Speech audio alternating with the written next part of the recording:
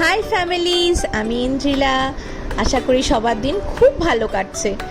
আমি আজ আবারও চলে এসেছি তোমাদের সাথে একটা নতুন রেসিপি শেয়ার করার জন্য। এটা একটা চিকেনের রেসিপি, আমি যেটার নাম দিয়েছি সুইট অ্যান্ড সাওয়ার চিকেন। তো দেখা যাক এটা কীভাবে তৈরি হয়।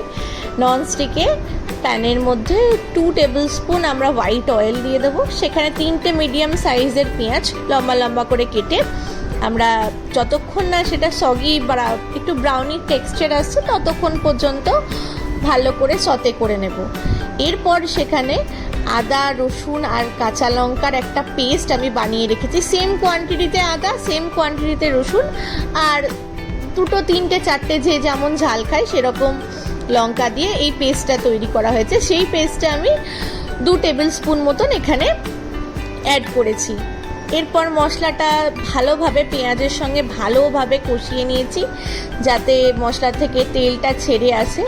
অ্যাকচুয়ালি ননস্টিকেও হচ্ছে আর খুব কম যেহেতু তেল ইউজ হচ্ছে তাই খুব হেলদিও রেসিপিটা। তারপর একটা বাটির মধ্যে 2 টেবিল স্পুন টক দই নিয়েছি। তার মধ্যে 2 টেবিল স্পুন আমরা হলুদ অ্যাড করছি। তার সঙ্গে অল্প কাশ্মীরি লঙ্কার পাউডার, ওই ছোট 5 টাকা পাতার যেগুলো হয় সেগুলোর ওই হাফ পাতা মতন অ্যাড করেছি। তারপর আমরা অল্প ঝালের জন্য অ্যাড করব ব্ল্যাক পেপার পাউডার, সেটাও খুবই অল্প, যে যেমন ঝাল খায় সেই অ্যাকর্ডিং। তার সঙ্গে 1 টেবিল স্পুন ধনে গুঁড়ো, 1 টেবিল স্পুন চিনি আর 1 টেবিল স্পুন আমরা অ্যাড করেছি গরম মশলা গুঁড়ো। দিয়ে মশলাটাকে একটু ভালোভাবে ফেটিয়ে নেব যাতে দইয়ে কোনো লাম্পস না থাকে। এরপর আমি দেখলাম এটা মশলাটা ভীষণ টাইট হয়েছে, তাই জন্য আমরা ওই অল্প মতন জল অ্যাড করলাম।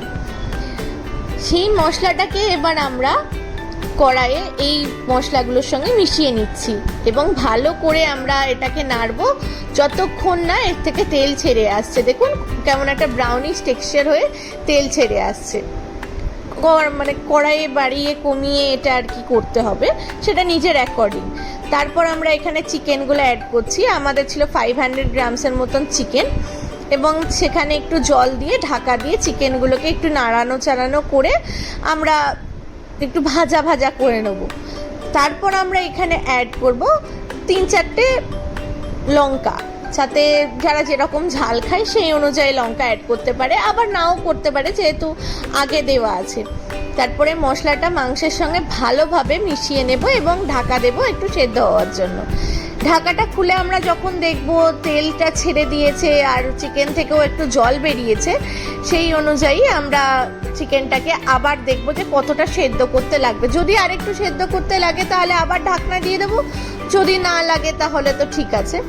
ঢাকনাটা খুলে এবার আমরা অ্যাড করব এখানে অল্প নুন অ্যাকর্ডিং টু কতটা কোয়ান্টিটিতে আছে সেই অনুযায়ী, এবং তার সঙ্গে আমরা এখানে অ্যাড করব ছোট টেবিল স্পুনের 1 টেবিল স্পুন বা 1 চির হতে পারে লেবু। তারপর মাংসটাকে আবার ঢাকা দিয়ে আস্তে আস্তে তেল ছাড়া অবধি ওয়েট করব এবং লাস্টে আমরা দিয়ে দেবো কাসুরি মেথি। মাংসটা একটু ভাজা ভাজা হয়েছে, আমাদের অ্যাকচুয়ালি রুটি বা ফ্রাইড রাইসের সঙ্গে যাতে ভালো লাগে সেই জন্য দেওয়া।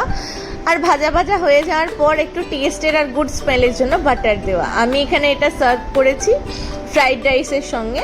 ফ্রাইড রাইসের রেসিপিটা আমাদের কিন্তু দেওয়া।